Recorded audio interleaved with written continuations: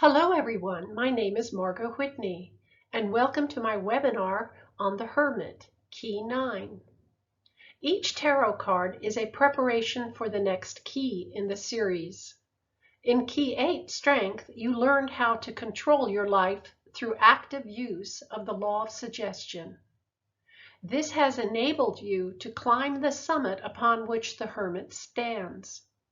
Let's find out what he has to offer that will assist you to continue along your hero's journey.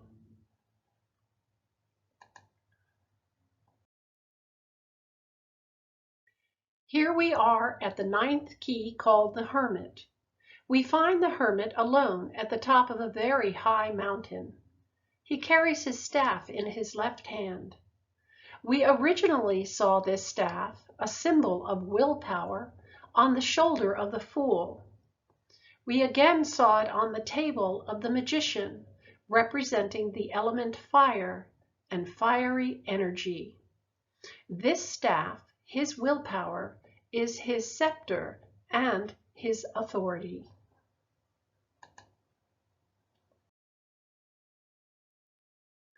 Behind this adept is the On-Sop Or, the limitless light, which is so completely incomprehensible to our mind that it appears as darkness or nothing. We find it as the underlying background of the 32 paths on the Tree of Life also.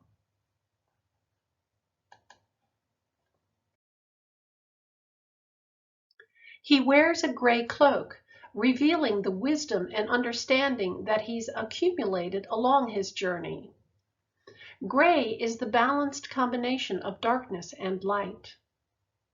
The Hermit's white undergarment and long white beard signify pure spirit and identifies him as an ancient adept. He has much to share with us.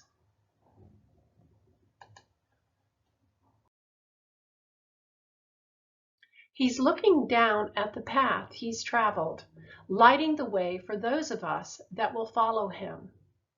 In his right hand, which is the hand of power, he holds a lantern which radiates a shining six-pointed star.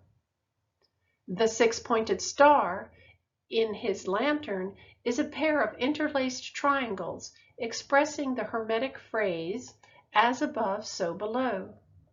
This phrase expresses the idea of our unity with all creation. When we can acknowledge and experience a feeling of unity with creation in our daily lives, then we will be able to see the Hermit's light and allow it to guide us toward him.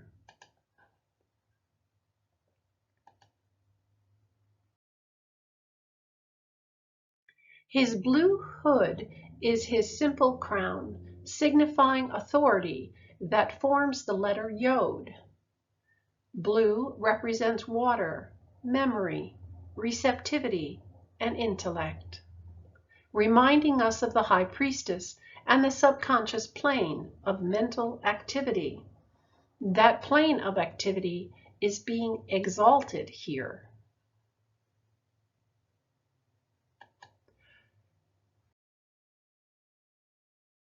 As with the wand, the letter Yod is associated with will. Yod is a Hebrew noun meaning the hand of man. The sense of touch is assigned to this letter. Masters and adepts may be considered the hands of God. The transmission of power is through the laying on of hands on the crown of the recipient. The upper point of the Yod represents the primal will. Wisdom is the supporting remainder of the letter. So here we have the Yod as a combination of the primal will and the subconscious mind operating through the use of the law, resulting in a perfect conscious union with the Creator. The Yod looks like a flame, and because it is found in all the Hebrew letters, the Hebrew alphabet is called the flame alphabet.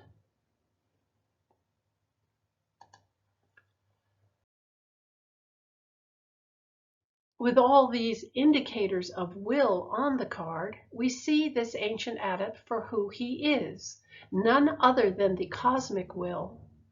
He is the self-conscious mind, the doer, like the magician. But he is also crowned by a blue yod, so what more has he to tell us? What do we need to do to have this experience of unity with creation as a part of our daily lives?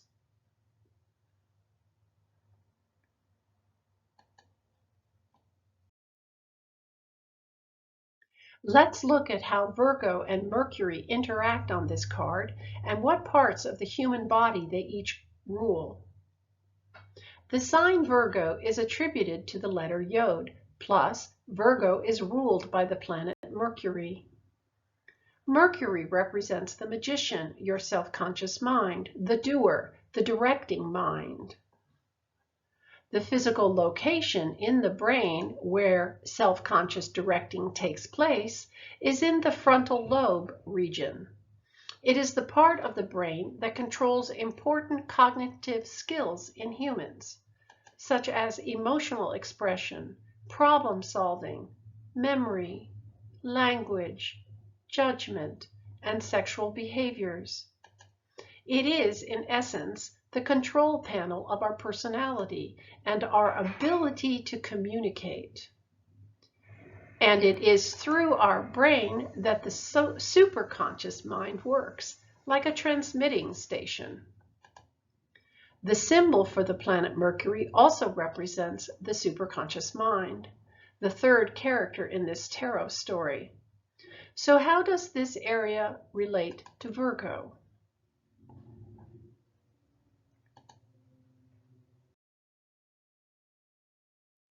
Virgo, Virgo rules the upper part of the small intestine.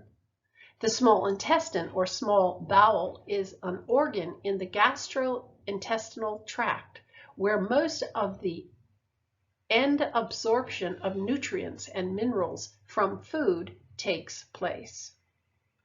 It lies between the stomach and large intestine. Chyle is a milky bodily fluid consisting of lymph and emulsified fats, or free fatty acids.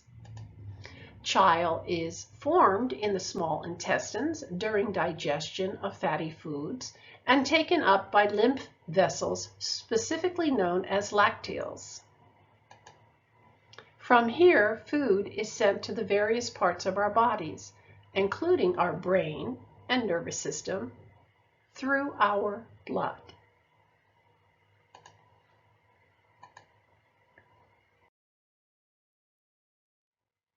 So here we see a direct connection between the health of our brain and nervous system, Mercury, and what we choose to eat, which determines the health of our gut, Virgo. In addition, with our understanding of the use of the law of suggestion from strength, by subtle, self-conscious suggestions, we can direct the release of nutrients in the child to create a healthy, balanced, calm body. And the body is where you live while you accomplish the great work and your hero's journey.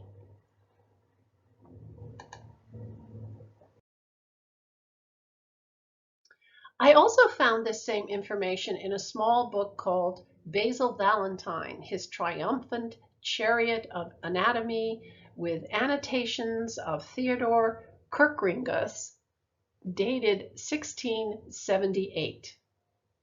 He referred to the child in the small intestine as mother's milk and to its important effects on the nervous system and brain. According to Wikipedia, Basil Valentine, circa 1600, is the anglicized version of the name Basilius Valentinus, ostensibly a 15th century alchemist, possibly canon of the Benedictine priory of St. Peter in Erfurt, Germany, but more likely a pseudonym used by one of several 16th century German authors Whoever he was, Basil Valentine had considerable chemical knowledge, and then more recently on this same topic is a book published in 2015 called Brain Maker: The Power of Gut Microbes to Heal and Protect Your Brain for Life by David Perlmutter, MD. He's a board-certified neurologist. He links the health of your gut in determining the health of your brain. He introduces us to the microbiome in our bodies and how to keep it healthy. He draws on 30 years of key clinical and laboratory studies and results from doctors and patients from around the world. A most remarkable, sincere, and dedicated scientist.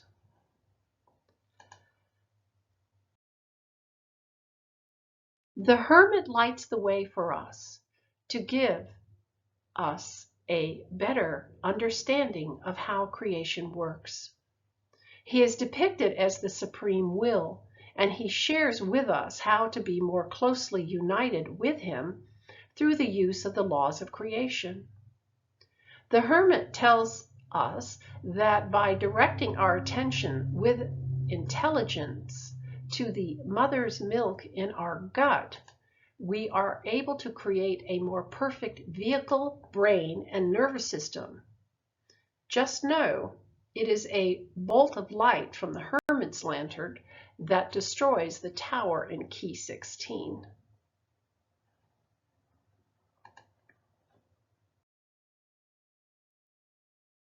Nine is the number of this key. It symbolizes in the Kabbalah the end of a numerical cycle, but also includes an aspect of each of the preceding numbers.